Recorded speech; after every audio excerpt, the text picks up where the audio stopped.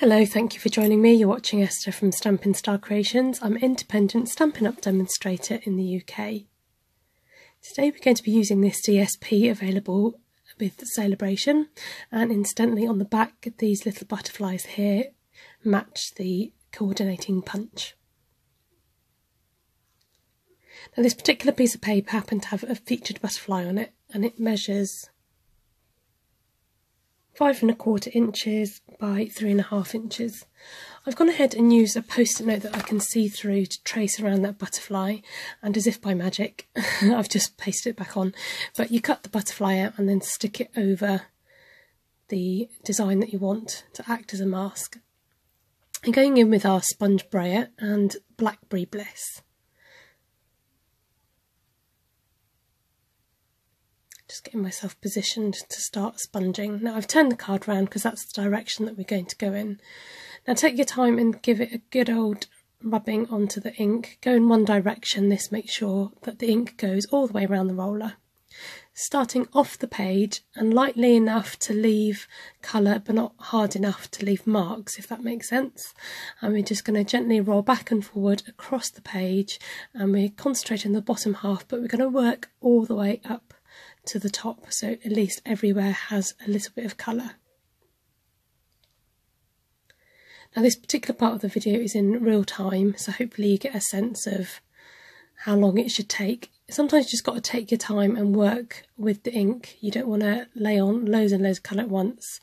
It will give you streaks, so do take your time brayering, and then it just gives you a nice ombre effect. These sponge brayers come in a pack, so you get good value for money, and you can take the sponge off the handle, and so you can use them and wash them and reuse them. I didn't bother washing mine, I just have different sponges of different colours. I'm just putting some more ink at the bottom because I wanted that colour to really be concentrate on the bottom half.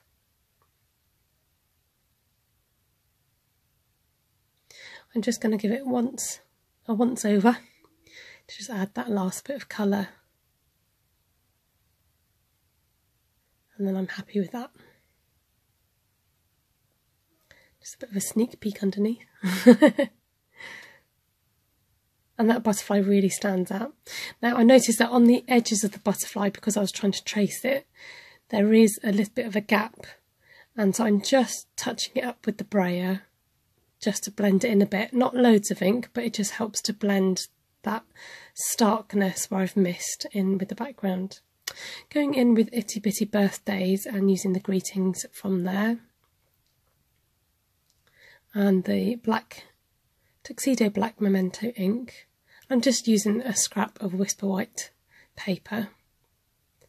And then just trim this down to size. I'm not going to give you the exact size because it is literally a scrap of paper, and it depends on what sentiment you want to use on your card.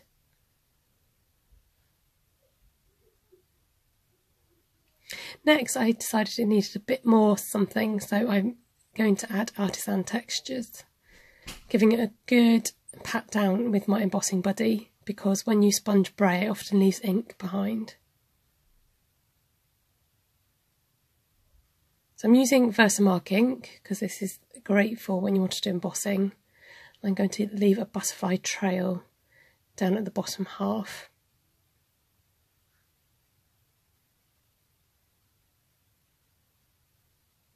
Going in with the copper embossing powder. I was going to use silver, but I had a last minute change of heart and suddenly thought actually copper might look quite pretty. And just using the heat tool to heat up the embossing powder and heating the back to stop any warping.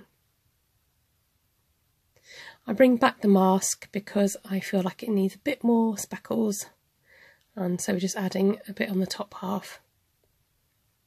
And same process again with the heat embossing. I then cut out a piece of copper card, measuring 5½ by 3¾ and as you can see that just really helps the paper to pop. I'm going to be working with the sentiment,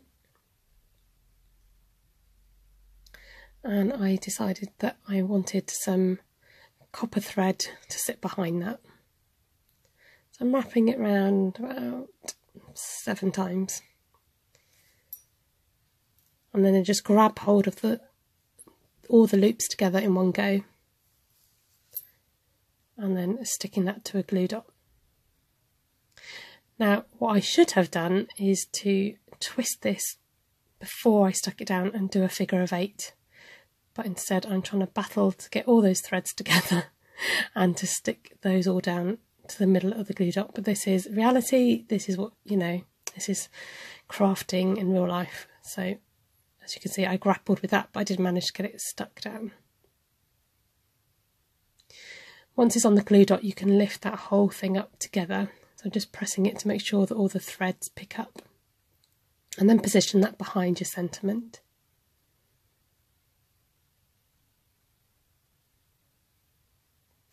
Now I wanted some pearls to go on the card as well, but I wanted them to be copper. Now I'm showing you this because this is what could happen to you. The pearl lifted off the page, and I wanted to work through this problem to see if I can fix it. So if it happens to you, we can work with this. So it wouldn't stick back down onto that slippery paper. So I decided to stick it on the other side where there is some card,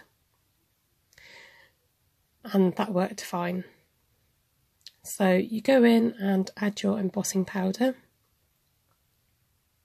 and this sticks to the Versamark. Don't worry about the excess powder, it's only such a little bit that you are wasting, and there's so much in the pot, it does go a long way.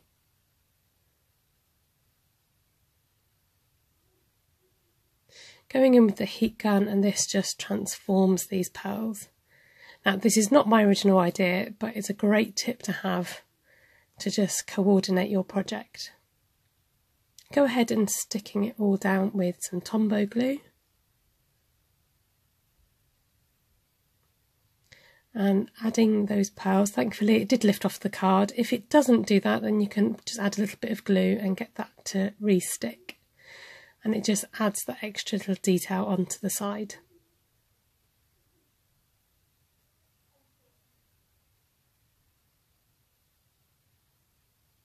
Then with the sentiment I decided to use some dimensionals. This just helped to lift the thread and the sentiment off the card. And there you have it. Thank you so much for watching. Do subscribe to my channel for more videos, and you can give me a thumbs up if you've liked this one. I love to hear from people, so do leave a comment below, and you can shop at stampingstarcreations.co.uk for all these products. Thank you very much. Have a good day.